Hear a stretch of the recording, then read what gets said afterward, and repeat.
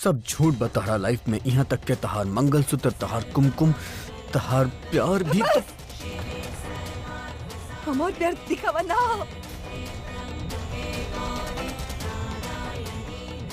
दिखावा ना हमार प्यार। हम आपके हर बात मानेंगे, लेकिन ना मानब कि आपकी खातिर और दादी खातिर हमार प्यार झूठा हो। हमार प्यार ही रहे जिकरा खातिर हम वापस आयल रहनी।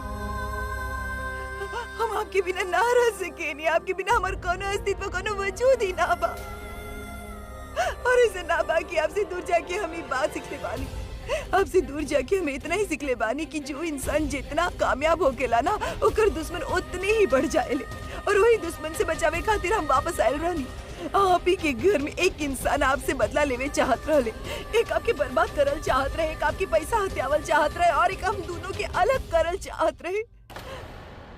हम आपके बर्बाद होके से आपके बचावल चाहत रहनी, ऐसे कि वो आपकी पैसा ना छीन ले। ऐसे हम सब कुछ अपन नाम कर लेनी, अपन रूप बदलनी, आपके दुश्मन जैसन बन गई। काहे कि बुराई से जीते खातिर कभी कभी खुद के बुरा बने की पड़ेला। क्यों दुश्मन नहीं किया हमार?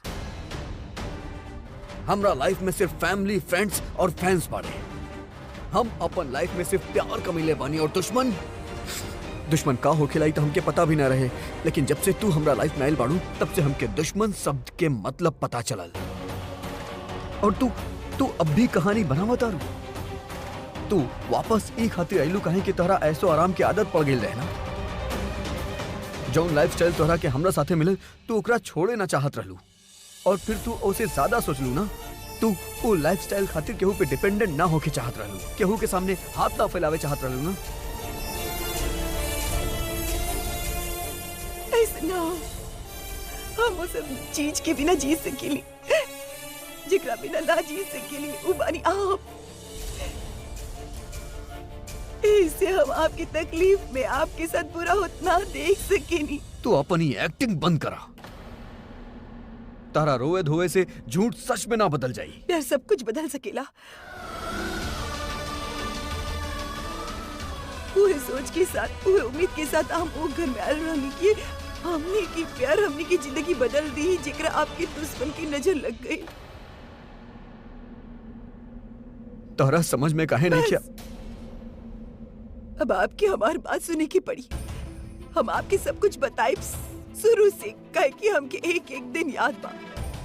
वो एक दिन जब आपके सामने रह के आपकी दुश्मन बन के खड़ा रही, वो एक दिन हमरा खातिर सजा रहे।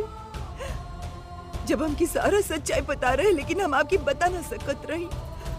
हर रोज आपके आंख में अपन खातिर नफरत देखत रहनी। एक एक सांस हम कैसे ले ले बानी हम जाने नहीं। हम बाकी घर की छोड़ के यही से गर्लफ्रेंड का कि हमके लागत रहे कि तनु आपके बच्चे की माँ बने वाला गया। वो आपसे प्यार करेले, शायद आप दोनों के एक साथ रहे की होगी। हमके लागल तनु आपकी वो प्यार दे सकी जे हम कभी ना दे पाई नहीं। इससे हमके लागल सबकी भलाई में बाकी हम वो घर छोड़ के चल जाई। ऐसे हम चल गई नहीं। हम बहुत मुश्किल से आपकी याद के सहारा जियत रहली। फिर हमके पता चलल कि आप शादी खातिर राजी हो गए बड़ा, आपकी सगाई होके वाला बा तनु के साथ। अब बहुत रोई, लेकिन हमके खुशी रही बात की कि आपके घर बस रहल बा। हम उस दिन आपके घर आपके और तनु की बधाई देवे आयल रहनी। घर पहुंच के हम आपके बहुत ढूंढनी, आप कहीं ना मिलनी, लेकिन तनु दिख गल। एकरा से पहले कि हम ओकरा कांग्रेचुलेट करती, हम ओकरा फोन पर केहू से बात करते देखनी।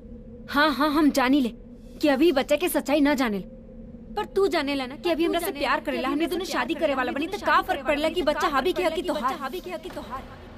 हम जो कुछ भी सुनियो ओकरा बाद हम बहुत घबरा गल रहनी। हमके कुछ समझ में ना आवत रहल। हम सबसे पहले आपसे मिलके आपके सब कुछ सच सच बतावे चाहत रहनी।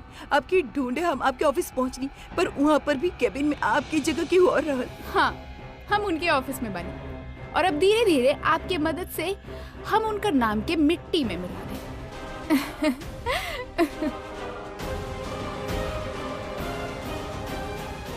और तब हमके पता चलल कि जौन दो लोग के भरोसे हम आपके छोड़ के जात बानी, वही दो लोग आपके सबसे बड़ा दुश्मन बाड़े। एक आलिया जो आपके सब कुछ छीनल चाहेले, और तनु जो झूठ बोल के आपके हमरा से अलग करके खुद आपसे शादी करल चाहत रहे। हमके कुछ समझ में न आवत रहे। हम आपकी ढूंढत रही, हम आपसे मिलल चाहत रही, सड़क पर चलत रही, लेकिन हमारा ध्यान सड़क पे ना रहे और हमारा एक्सीडेंट हो गई। हॉस्पिटल में भी पहुंच रही तब बार बार ये प्रार्थना करत रहनी कि तू एक बार हमरे सामने आ जा और हम आपकी सारा सच्चाई बता दी, लेकिन आप ना आई। दादी आई नहीं तो हम उनका सब कुछ बता दी। दादी भी बहुत घबरा गई, लेकिन वो हमकी हिम्मत दीनी कि हम अपन पति के उनकर दुश्मन से बचा सके, उनका वापस ला सकी। हमने दोनों ये भी रियलाइज कई नहीं कि ये सब इतना आसान ना होगी। हमने के सबूत इकट्ठा करे की पड़ी, कहे कि ऐसे ही हमने के बात पे आप विश्वास ही ना करो और सबूत इकट्ठा करे में बहुत वक्त लग जाई। यही से हमने जरूरी समझने की आपके दुश्मनन से बचावे से पहले हमने के आपके पैसा उनका से बचावे की पड़ी, जिकरा पे उन्हीं की नजर रहे। आपके वापस पाए से पहले आपके तनु से अलग करे की होगी। इसे हम रूप बदल गए रन, पर ये बार घर की बहू ना घर की मालकिन बन के, ताकि तनु और आलिया हमके वो घर में रही से रोक ना सके। हम तो आपसे डिवोर्स पेपर ही साइन करवाऊनी। वो तो दादी आप अपन पावर ऑफ अटर्नी के यूज करके सब कुछ आपकी सारा प्रॉपर्टी हमरे नाम करवा दिले, और काहे कि सब कुछ हमरे नाम पे रहे, तभी तो हम आपकी शादी रुकवा पाई तनु से, और फिर पूरा घर के कंट्रोल ले लेनी, ताकि तनु और आलिया की भी हमरे ही बात मानने की पड़े। लेकिन हम कभी दादी के परेशान न कहीं। हम भले ही वो घर की मालकिन बन के वापस आयल रहनी, लेकिन हम दादी खातिर उनकी बेटी ही रहनी। हम घर में हर किसी से काम करवाई नहीं, पर दादी के कभी ना तंग कही नहीं। आप लोग की रिस्पॉन्सिबिलिटी बा ई घर की मंदिर में पूजा, आरती, धूप बत्ती, अगरबत्ती सबके हर रोज पूरा ध्यान रखब आप दोनों।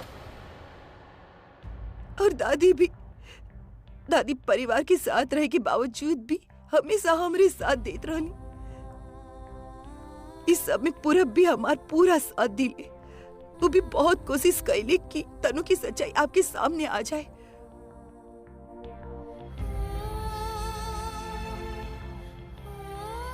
और बुलबुल वो हमार जिंदगी के लड़ाई में एक भूल गई कि ओकर भी एगो जिंदगी बा।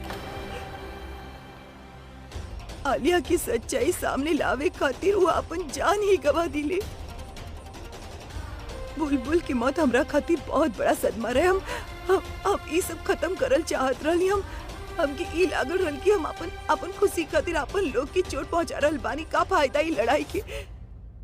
हमने सबूत इकट्ठा करके कोशिश करल बानी, लेकिन तनु हर बार बच जात रहे। कभी अपन प्रेगनेंसी के बहाना देके, कभी आपके भोलापन के फायदा उठा के। चे कुछ भी भइल ओकरा लेके तू बहुत दुखी बड़ा, बट ट्रस्ट में जितना परेशान तू बड़ा ना, उतना परेशान हम भी बानी। बंटी, बबली, मिताली, आवा बेटा, आरती ले ला। दादी प्रसाद, और तू भी ले बेटा। दादी, आज पूजा आप कहीं नहीं, प्रज्ञा कहाँ भैया? ऐसे ही कर लेनी हम, कल से तो उहे करी ना। देखो हम पहले भी कर लेनी और दोबारा भी कर रहल बानी कि प्रज्ञा के खत्म कैला के अलावा हमने के पास दूसरे कोनो ऑप्शन नहीं है। आज बच गए नहीं, बट नहीं के मालूम की फ्यूचर का होगी। जब तक जिंदा रही अटकल रही हमने के। सोचा तुम लोग, सोचा ऐसा जिंदगी से बेहतर मौत बा। अभी भी कह रहल बानी, लेट्स जस्ट फिनिश। और हम तब भी कहले रहनी, अब भी कहत बानी, अगर प्रज्ञा के कुछ भइल तो हमने फंस जाए। ऊपर लोनावला वाला बंगला में बिया, ये सब जाने ली। और अगर प्रज्ञा मर गई ना, तो दादी के शक हमनी पे जाई, काहे कि सबसे बड़ दुश्मन हमनी बानी। और शक तक सीधा पुलिस कंप्लेन करी है। का करी पुलिस? बड़ा हम करे वाला बानी, और तोरा मालूम हम का कर सके नहीं। And by the way, police खाली पकड़ सकेले, सजा नहीं के दे सकत। सजा देवे खातिर सबूत के जरूरत होखेला, जवन हम छोड़ब ना। समझ लो। एंड बाय द वे, तू जाना ताड़ू, प्रज्ञा हमनी के ऊपर सबूत के साथ एक बार पहले भी अटैक कैले रहे। डीएनए के केस भुला गेलू तू? हाँ, पर कुछ भइल का, उल्टा हम ओकरा फंसा देनी। अच्छा, रउआ बचौले रहनी, थैंक यू वेरी मच। तनु किस्मत हमेशा हमनी के साथ दी ही श्योर नहीं खे, और अगर ऐसा कोनो सबूत ओकरा एक बार मिल गए जेकर कारण हमनी के फंस गनी और हमनी के किस्मत हमनी के साथ ना दिलस तो वो कुछ भी ना कर पाई। वो घर छोड़ के जा चुकल बिया, हमने के सिर्फ ओकर हाथ से सबूत छीने के बाद जो अभी के दिखावे वाला बिया। That's it। ई खेल ऐसा चलत रहे, सबूत मिलत जाई, ओकर हाथ लगत जाई, हमनी के कबो ओकरा पकड़ ले, कबो ना पकड़ पाई, कबो हाथ से निकल जाई। वो एक सबूत, सिर्फ एक सबूत अगर वो हमनी के हाथ से निकल गई और अभी के हाथ में लग गई तो सोचा का हो कि तुम्हारा साथ है सब कुछ खत्म हो जाए। जस्ट एक गलती हमनी के हाथ से, और अब तक हमनी के ऊपर डबल खतरा बा। वो डॉक्टर के बेटी घर वापस आ चुकल बिया और ओकर ऊपर कोनो खतरा नहीं के, कोनो प्रेशर नहीं के। अगर वो मुंह खोल देलस और अगर अभी के जाके सच्चाई बता देलस तो हमनी के का कर पाई? सब पोल खुल जाई हमनी के। और ऊपर से प्रज्ञा की सपोर्ट टीम दादी जे जान से भी ज्यादा प्यार करेली ओकरा, वो हमनी के कहीं के ना छोड़िए, कोनो कसर ना छोड़िए हमनी के पीछे आवे खातिर, अभी के कन्विंस करे खातिर। तब प्रज्ञा के हमनी के लाइफ से हटावे के पड़ी। और सबसे बड़ बात, आई गेस यू फॉरगेटन, वो लड़की अपन माई के पास वापस पहुंच गई बिया और अब दे अंडर नो प्रेशर कि हमनी के बतावल झूठे बोली हो। प्रज्ञा के एहसान के तले वो डबल बाड़ी तो ओकरा हेल्प करे खातिर वो कुछ भी करी। प्रज्ञा अगर वो लोग के बोली कि अभी के जाके सच बोला तो वो सच भी बताई ओकरा। और घर पे प्रज्ञा के दादी जो ओकरा बेहद प्यार करेले, ओकरा घर पे रह के ना तो घर के बाहर फुल हेल्प करी। और सबसे बड़ बात, प्रज्ञा जे दिन रात अपन हस्बैंड के बारे में ही सोचेले, ओकरा बचावे खातिर हर वो कोशिश करी। तू लोग समझत काहे नहीं खू? हमनी के फ्यूचर बचावे खातिर हमनी के प्लानिंग करे पड़ी ऐसे, यही से ओकरा रहत हमनी के आगे कबो बढ़ ही ना पाई।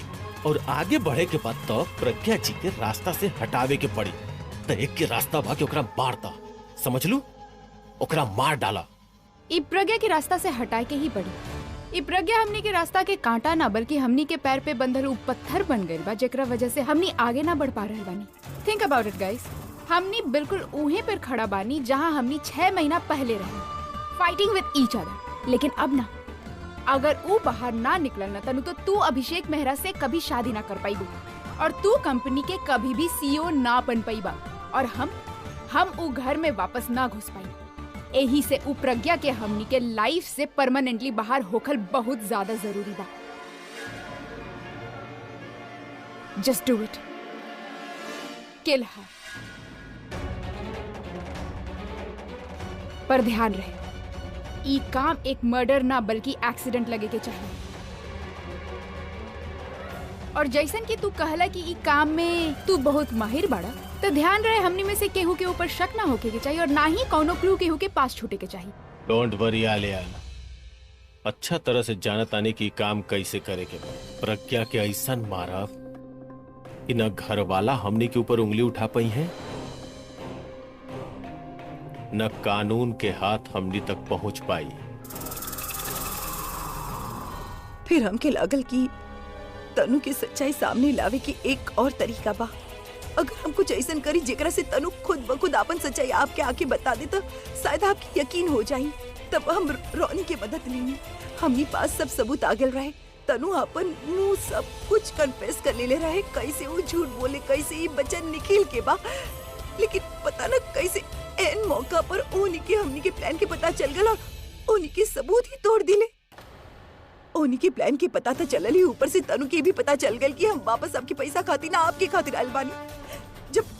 जब वो हमके कन्फ्रंट कैलक तो हम ओके चैलेंज कैनी कि हम ओके ये लड़ाई में जीत के दिखाई, आपके वापस हासिल करके दिखाई। अगर कोनो बच्चा के उनका नाम मिली तो वो हमार होगी, उहे होगी मेहरा खानदान की वारिस। ओकरा बाद हम तनु की हर हरकत पे नजर रखे लगनी। निखिल की सच्चाई आपकी बताए की कोशिश कैनी कि तनु और निखिल दोनों मिलल बाड़े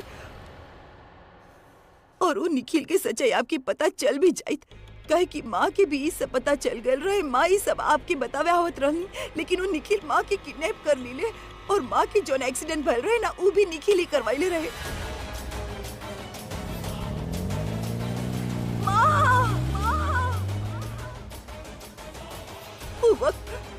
वक्त हमके बहुत गुस्सा है। ओकरा बाद हम तनु के हर हरकत पे नजर रखे लगनी, बार बार आपके सामने ये साबित करके कोशिश करे लगनी कि वो झूठा बिया।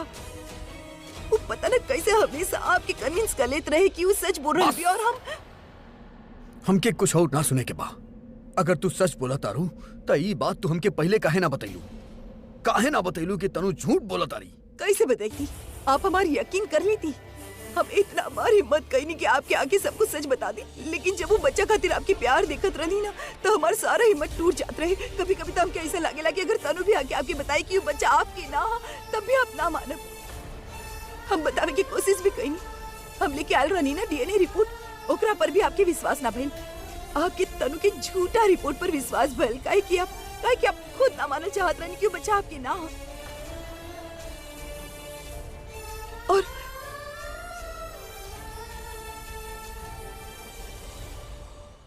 जैसे जैसे वो बच्चा खातिर आपकी इमोशंस बढ़ल जात रहे, हमार मन की डर और बढ़ल जात रहे कि कहीं हम आपके खो ना दी। बार बार सबूत के होके के बाद भी हार जाइल। अपन खुशी खातिर अपन लोग के ही चोट पहुंचाइल। ये सब हमके ना अच्छा लागत रहे, हमके लागत रहे कि हम हार जाए। फिर भी हम कोशिश करत रहनी और अब तक की सबसे बड़ा सबूत हमारा हाथ लग गया, डीएनए रिपोर्ट। वो हम आपके सामने ले आए नहीं और किस हद तक साबित भी कर चुकल रहनी कि वो बच्चा आपके ना। लेकिन वो तनु पता ना कैसे वो का घटिया हरकत कैले और फिर से वो एक नकली डीएनए रिपोर्ट आपके सामने ले आई और आपके झूठा साबित कर देले। सबूत हमरे पास भी बा और ई डीएनए रिपोर्ट असली बा। तुम्हारी रिपोर्ट फेक है। फेक रिपोर्ट तोहार है। तू कौन हो केलू सच झूठ के फैसला करे वाला? तू भी कोनो डॉक्टर ना बाड़ू जे असली और नकली रिपोर्ट में साबित कर सका। फिर शीला हमके बताइले कि वो ई झूठा रिपोर्ट ए से बनवैले काहे कि ओकर बेटी के क्यों किडनैप कर ले रहे। ये बात सुनते ही हम समझ गए रहनी कि ऐसन घटिया हरकत निखिल के अलावा और क्यों ना कर सकेला। और हम परी के बचावे गनी, लेकिन वो निखिल हमके भी किडनैप कर दिले।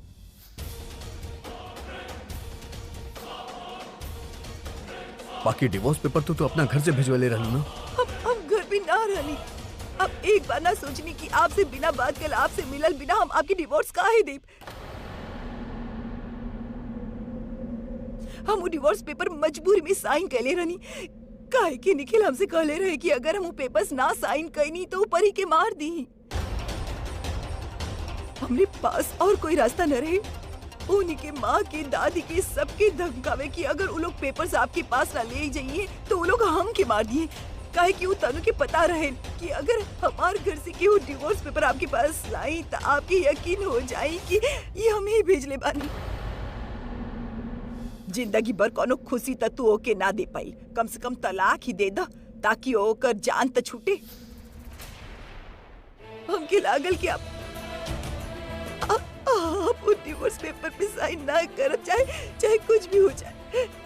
लेकिन जब निखिल ने हमके वो पेपर्स दिखावेले, आपके सिग्नेचर दिखावेले, हम फिर से हार गए।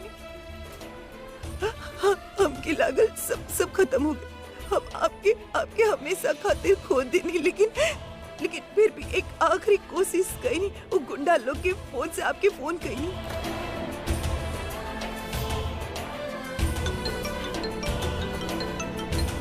यार अगर इंसान एक बार में फोन ना उठावेला तो एकर मतलब वो बिजी होखी ना। आपसे बात ना हो पाए, लेकिन आपके आवाज सुन के हमके इतना हिम्मत मिलल कि हम परी के वहां से लेके भागे की कोशिश करें।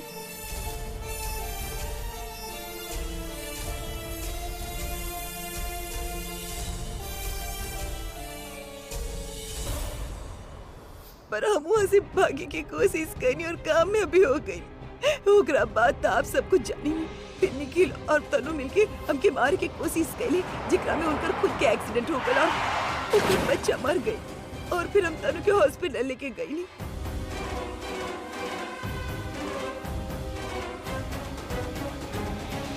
सब कुछ जाने के बाद हमारे पास ये एक सबूत रहे, वो वीडियो जौन हम रिकॉर्ड कैले रहनी ले हम यहाँ आपके पास आयल रहनी। पर जब आप कहनी कि आप हमार कोई बात ना सुनल चाहनी तो गुस्सा में आके हम खुद एक रात तोड़ देनी। हम काहे कैसन इंसान की सच्चाई पे यकीन दिलावे की कोशिश कर रहल बानी जी चाहेला ही ना कि हमार बात सच निकले। हमके लागल वो बच्चा खातिर शायद आपकी प्यार इतना बढ़ गई, बाकी वो प्यार के आगे हमार प्यार छोटा पड़ गई। जब आप हमरा से रिश्ता ही नहीं की रखल चाहत तो हम ये सब आपके काहे बताएं। का फायदा ये लड़ाई की जब लड़ाई के बाद हमके उहे ना मिले जेकरा खातिर ये लड़ाई लड़ रहल बा। वो वीडियो हम आपके दिखा भी दी थी तो हमके कहाँ मिल जाए। फिर भी हम कोशिश करी कि हम आपकी बदला दी। हमकी समझ ना आवेला का सच उहे हो गेला जौन साबित करल जा सके का सच महसूस ना कर जाला, केकरो आंख में देख के केहू की सच्चाई समझ ना सके नहीं आप।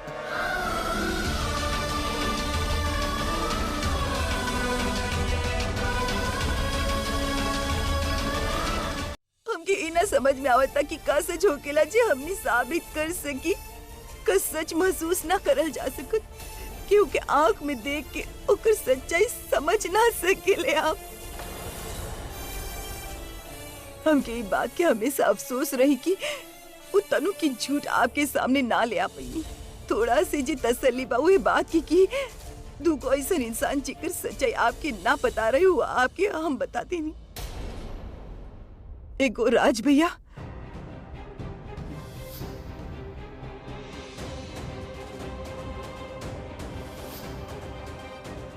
और बहुत मुश्किल के बाद आलिया की असलियत।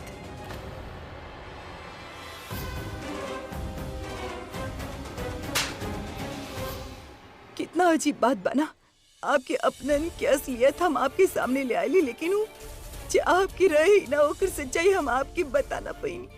शायद भगवान ही ऐसा चाहत रहे कि हम ये लड़ाई ना जीते, कि हम दोनों कबो एक ना हो पाए।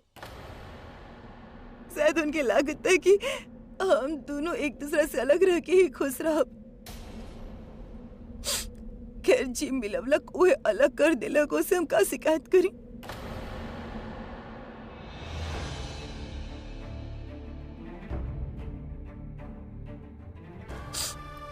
हम आपके यही लाना बता रहल बानी कि आप बिना कोनो सबूत के हमार बात पे यकीन कर लेवे और हमके अपना लेवे।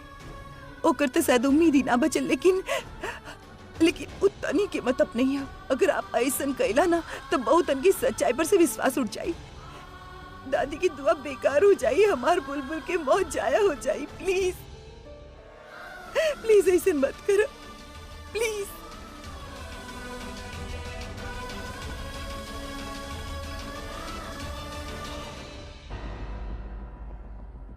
तनु कहाँ गई?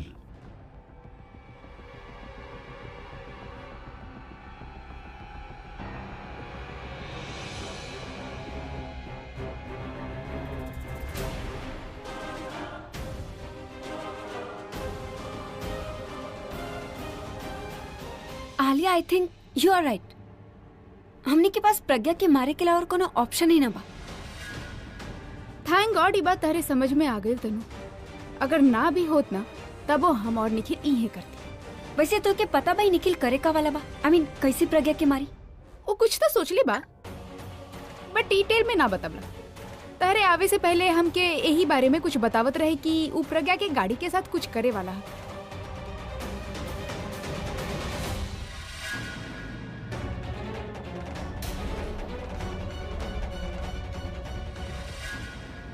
पूरब,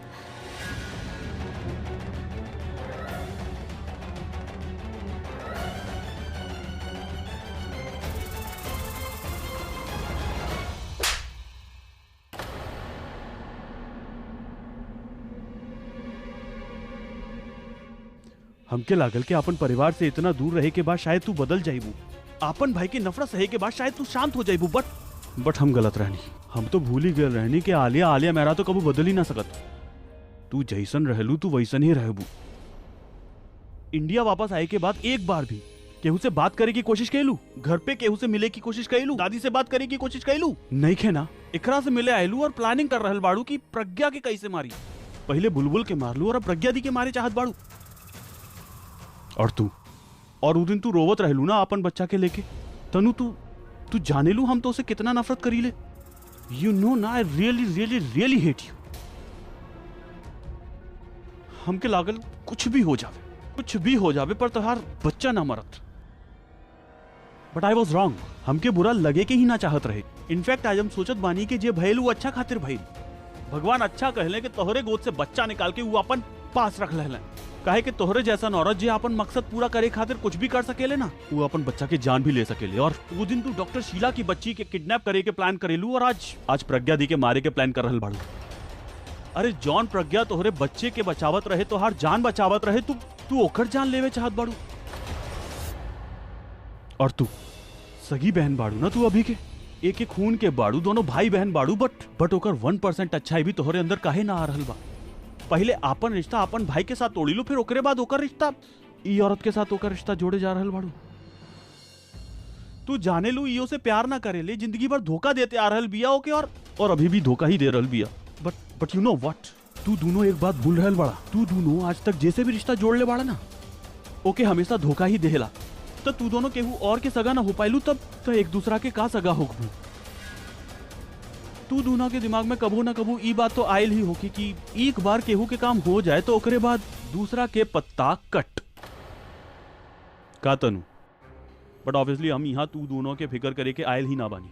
हमके जीकर फिकर रहे उकर पता चल चुका बा, और जब तक हम बानी ना, तू दोनों उनकर बाल भी बाका ना कर सकत। ई बात याद रखिए। पूरा हम ही कोनो बस आलिया, हमके और कुछ ना सुने के बा, बस प्रज्ञा दी और अभी के मिले के बा, और आई जस्ट होप कि वो दोनों ठीक होके। पूरा हमारी बात सुना।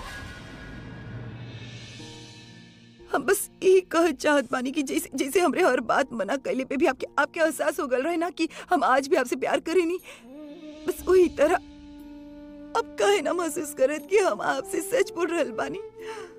हम जी कुछ भी कहनी आपके ला कहनी, आप रिश्ता ला कहनी। हम मानत बानी बाकी सब कुछ झूठ हो सकेला, लेकिन हमनी के प्यार तो झूठा ना हो सकत ना। हम बहुत कोशिश कहनी आपके फुग्गी के आपसे छिपावे खातिर, लेकिन हमार प्यार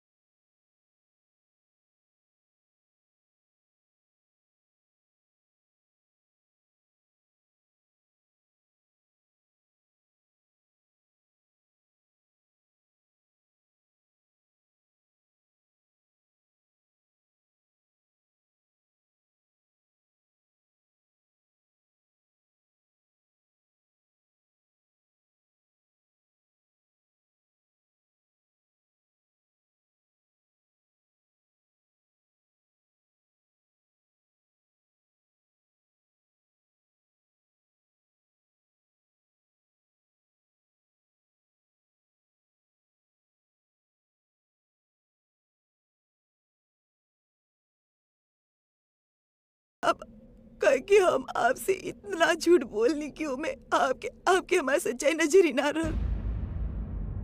हम खुद आपके मन में इतना नफरत पैदा कर दिल कि ओकरे पीछे हमार प्यार छिप गई। इतना वक्त लगा देनी तनु के खिलाफ सबूत इकट्ठा करे में कि तनु बहुत आगे निकल गई और हम बहुत पीछे रह गई। हार गई हम, वो जीत गई।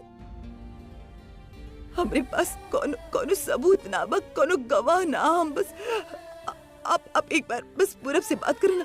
आपके हमार बात पर भरोसा ना बा तो आप दोस्त की बात पे तो भरोसा हो कि ना आपके, या फिर दादी की बात पे तो भरोसा हो कि ना। आप दादी से बात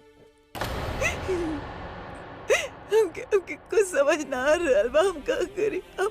हमसे और बर्दाश्त ना हो रहा बा। हम दादी के कितना कुछ कह ले रही, उनके हम पे कितना भरोसा रहे। आप दादी के ख्याल रखिए। हम कुछ ना कर पाए, हम कुछ ना कर पाए। हम बुलबुल के दिल वादा ना निभा पाए। दादी की उम्मीद सब खत्म हो गए। हम हार गए हम।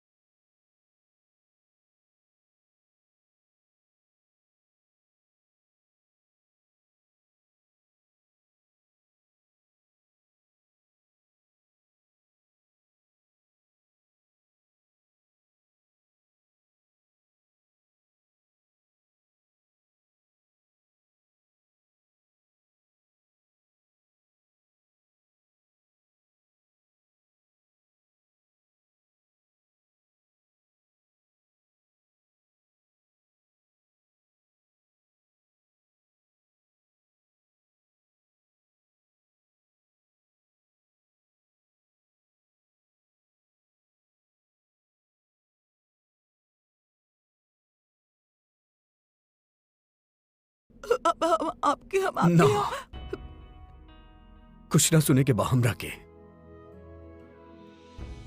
केहू से कुछ ना पूछे के बा। तारा कुछ साबित करे के जरूरत नहीं के, कुछ ना करे के रहे तारा, बस एक काम करे के रहे तारा। तारा हमके सब कुछ पहले बता देवे के चाहत रहे। पता बा अगर तू हमके पहले बता देतू ना तो हमके कोनो सबूत के जरूरत ही ना पड़त। हम सच्चाई तारा आंख में देख लेती। जौन सच जौन बात तू हमके बतावे चाहत लो, जौन राज तोहरा दिल में बा, हम सब जान लेती। वो कहल जाला ना, जब रिश्ता दिल से जुड़ल होखेला तो दिल के ही सुनेला। तू अपन दिल से बोल देतू ना, हम अपन दिल से सुन लेती ना। हम कहले रहनी ना कि हमरा दिल में अभी भी तोहरा खातिर एहसास बा। अगर हम ओकरा महसूस करब त हमके हमार जवाब मिल जाई। हम ओकरा महसूस कैले बानी, हमके हमार जवाब मिल गई बा।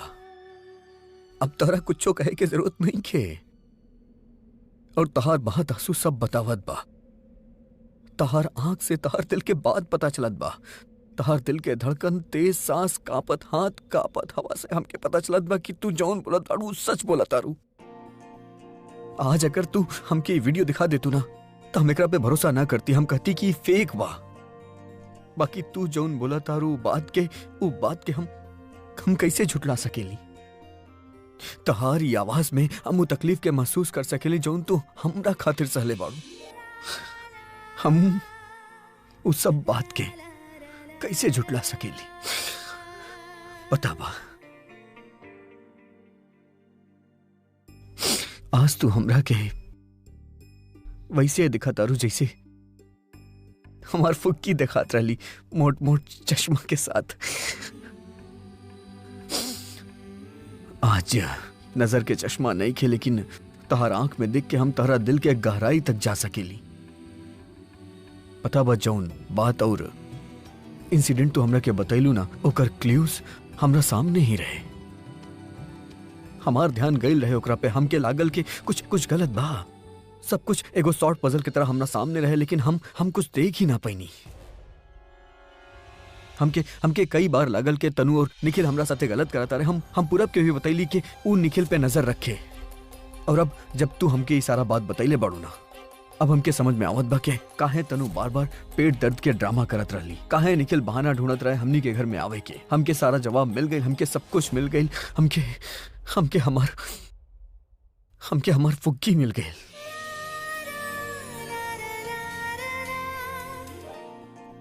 हमके तरह पे भरोसा ही खातिर रहे काहे कि हमके अपना आप पे भरोसा रहे। हमके अपन दादी पे भरोसा रहे। पूरा दुनिया हमरा साथे गलत कर सकेली, लेकिन हमार दादी हमरा साथे गलत ना कर सकेली। ए खातिर तहरा इतना गलत करे के बाद भी हम तहरा से नफरत ना कर पैनी, तहरा से अपना आप के दूर ना रख पैनी। हम काहे कि हम जानत रहनी के हमार फुग्गी जे हमके प्यार कैल सिखैली, उ हमके धोखा ना दे सकेली। जौन फुग्गी हमके रिश्ता बनावे सिखैली, रिश्ता निभावे सिखैली, उ रिश्ता के आड़ में हमके धोखा दे ही ना सकेली। उहे वक्त हमके पता रहे के कहीं ना कहीं मोगैम्बो के पीछे हमार फुग्गी छुपल बिया। बाकी आज भी हमार फुग्गी हमरा सामने खड़ी बिया।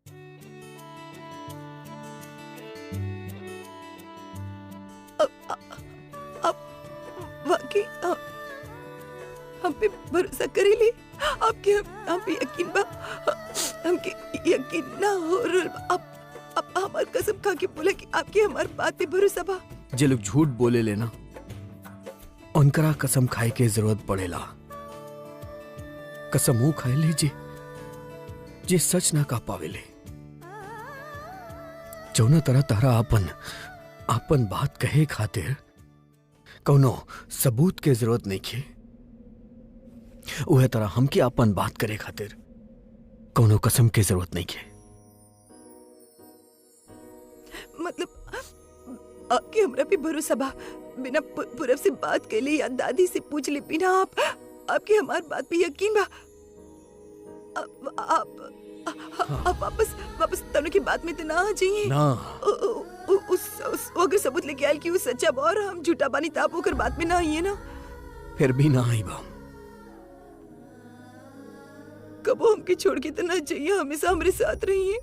हम हमेशा तारा साथे रहब। हमारे सर पे हाथ रख के कहा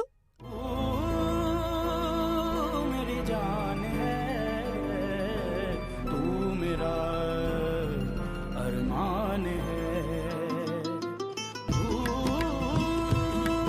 मेरी जान है, तू मेरा।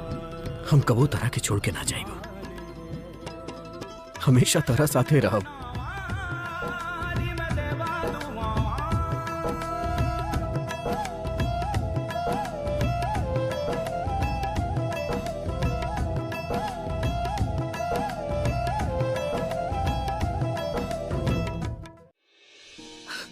अपना जानत बानी आप हमके कितना कितना बड़ा खुशी देले बानी।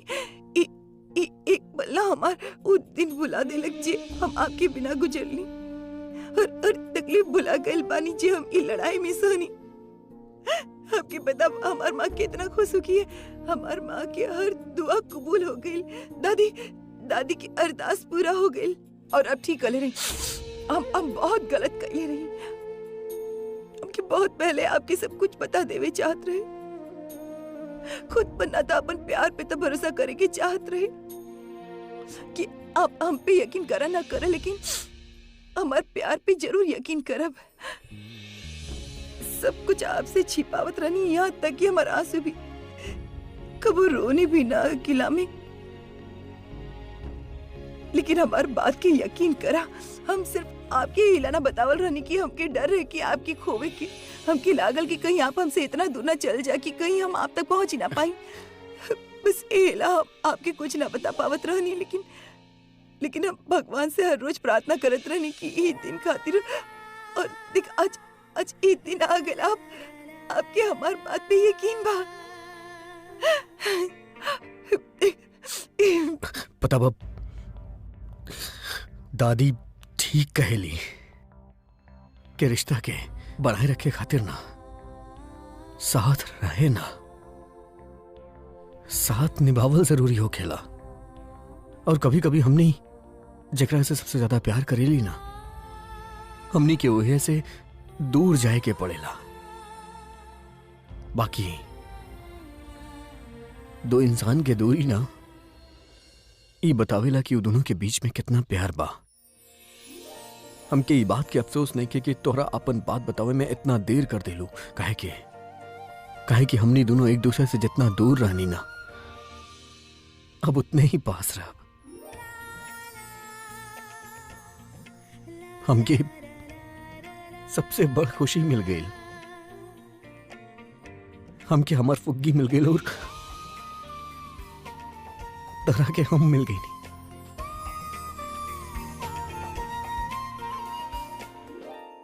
थैंक गॉड आज के बाद हमके वो बोगेम्बो खातिर काम तना करे के पड़ी ना। बहुत परेशान के लिए बाड़ी हमके और हमार फैमिली के। हम आज अभी वक्त से ओकर नौकरी के तो ओकर मरतानी चली ना। अब बेरोजगार बानी तो नौकरी चाहिए का हम जिंदगी भर तार पति बन के रह सकेली।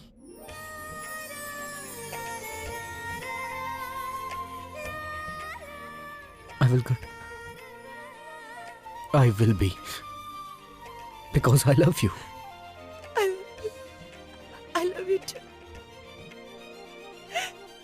I love you too. दुनिया को भूल जाऊं मैं तेरे प्यार में, दुनिया को भूल जाऊं मैं तेरे प्यार में, तू नहीं तो आग लगे इस संसार में, तेनु दिल दा हाल सुनावा, मैं कमली नाम धरावा, पर एक कोई रटन लगावा, तू मेरी जान है, तू मेरा अरमान है।